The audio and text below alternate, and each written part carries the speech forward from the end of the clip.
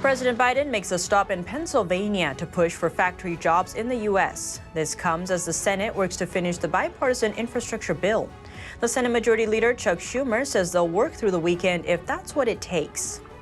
Masks are going back on from the White House to the public. The CDC reversed course and is calling for all vaccinated to mask up once again.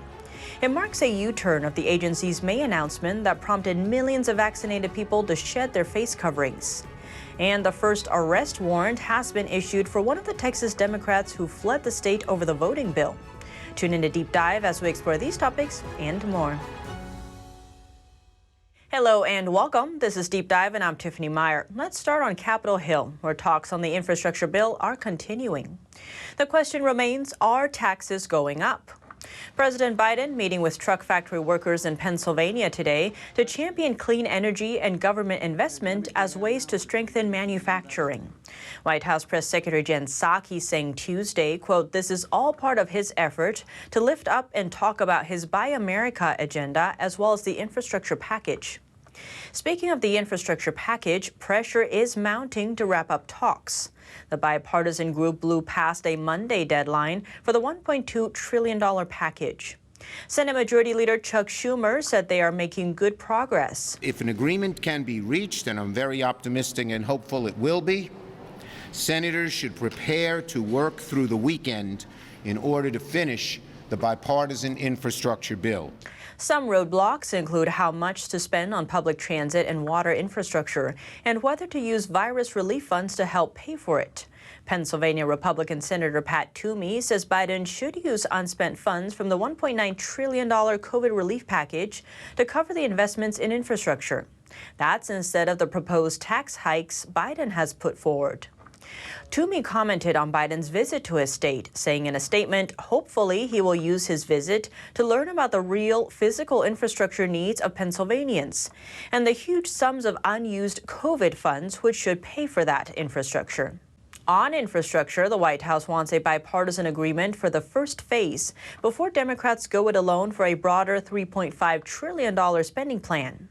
Now, speaking of the White House, masks are going back up in light of the new CDC guidance as the Delta variant spreads. Reporters are also asked to wear masks in the briefing room again. And the CDC made a U-turn on Tuesday. It's now recommending that fully vaccinated Americans wear masks indoors in at least some instances. Today, we have new science related to the Delta variant that requires us to update the guidance regarding what you can do when you are fully vaccinated. Dr. Rochelle Walensky says she now recommends that Americans who are fully vaccinated should go back to wearing masks in indoor public places in regions where the virus, and especially the Delta variant, are spreading rapidly. In areas with substantial and high transmission, CDC recommends fully vaccinated people wear masks in public indoor settings to help prevent the spread of the Delta variant and protect others. So why the change? New troubling data showing that vaccinated people who contract the Delta variant in so-called breakthrough cases can spread the virus. That's virus cases among the fully vaccinated. And they're more widespread than previously thought. That's according to CDC data. Information on the Delta variant from several states and other countries indicates that in rare occasions, some vaccinated people infected with the Delta variant after vaccination may be contagious and spread the virus to others. The revised guidance is a setback for the Biden administration after Walensky happily announced in May that vaccinated Americans could shed their masks in most places to allow life to begin to return to normal. The CDC also recommended that all students and teachers at K through 12th grade schools wear masks regardless of vaccination status. The CDC added that children should return to full-time in-person learning in the fall with proper prevention strategies. And Dr. Fauci says the point of getting vaccinated isn't to not wear masks. When you get vaccinated, you don't get vaccinated just because you don't want to wear a mask. You get vaccinated because you want to save your life. Your own health is the reason. And masks are going back on in schools. Duke University is mandating masks indoors regardless of vaccination status. There is an exception for on-campus residence halls, where they say there is a significantly lower risk for exposure.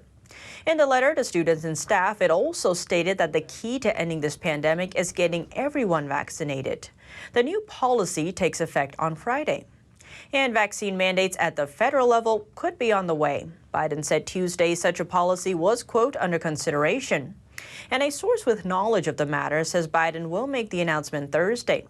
People who refuse vaccination will have to submit to regular testing and other mitigation efforts. And CDC Director Rochelle Walensky suggested Wednesday that vaccine passport-style systems could be rolled out in the U.S. She said during a TV interview that, quote, that may very well be a path forward. There's been debate as to whether or not it's legal to mandate vaccines. That's because all of them are under emergency use authorization. The FDA hasn't given them the green light. Now, the Department of Justice is also weighing in. On Monday, the Department of Justice weighed in and concluded in an opinion that it is legal. The DOJ's Office of Legal Counsel said that the law concerning emergency use authorizations, or EUAs, quote, does not prohibit public or private entities from imposing vaccine requirements, even when the only vaccines available are those authorized under EUAs. But ethical concerns about mandating EUA vaccines still remain. Dr. Robert Malone, bioethicist and inventor of the mRNA technology, argues that the way the mRNA COVID vaccines are advertised and mandated crosses both ethical and legal lines because they're still experimental. He told American thought leaders earlier this month that he believes it violates the common rule in the Code of Federal Regulations, which states there must be full and complete disclosure of risks in plain language, informed consent, and no forms of coercion before taking an emergency use authorization product, such as the COVID vaccines. So far, the DOJ has not addressed this issue. Now, amidst the mask and vaccine mandates, Pfizer says a third shot of its vaccine could prove effective against the rampant Delta strain. The company says it will apply for emergency use authorization for a third shot soon. Researchers say a booster shot 6 to 12 months after full vaccination is likely to provide the highest level of protection. Studies show antibody levels in people from 18 through 55 who get that third shot are 5 times higher. And also pending approval, Pfizer says it wants to study an updated version of its vaccine. The company's lead researcher says it would target the Delta variant, which currently represents 83% of the virus cases in the U.S. As for vaccines for kids, Pfizer announcing they could release vaccine data on children 5 to 11 years old by the end of September. This is a change from an original announcement, pushing the age for emergency authorization of the vaccine from 2 to now 5 years old. The company saying the data on those younger children could come later this year. According to the New York Times, Moderna says it doesn't expect to get emergency use authorization of the COVID-19 vaccine for young children until late this year or early next year. And now let's leave vaccines and masks for a moment and touch on what's going on with those Texas Democrats who fled their state over the voting bill. Texas House Speaker Dade Phelan signed an arrest warrant for Democratic state lawmaker Philip Cortez on Sunday. Phelan directed the House Surgeon at Arms to take Cortez into custody and bring him, quote, before the bar of the House at once. House rules would then compel the Democratic lawmaker to attend the House session. But the Surgeon at Arms lacks jurisdiction outside the state. Cortez is one of the 59 Democrats who fled Texas earlier this month. He returned briefly last week to discuss the voting bill with Republicans. His fellow Democrats in D.C. criticized him for this, but Cortez flew back to D.C. over the weekend, saying the talks have not produced progress. Phelan said that Cortez has irrevocably broken my trust and the trust of this chamber. Cortez promised his House colleagues that he would return. Instead, he fled the state. 57 Texas Democrats remain in D.C. And now before we end, space has been in the news a lot lately, from billionaires reaching the edges of space.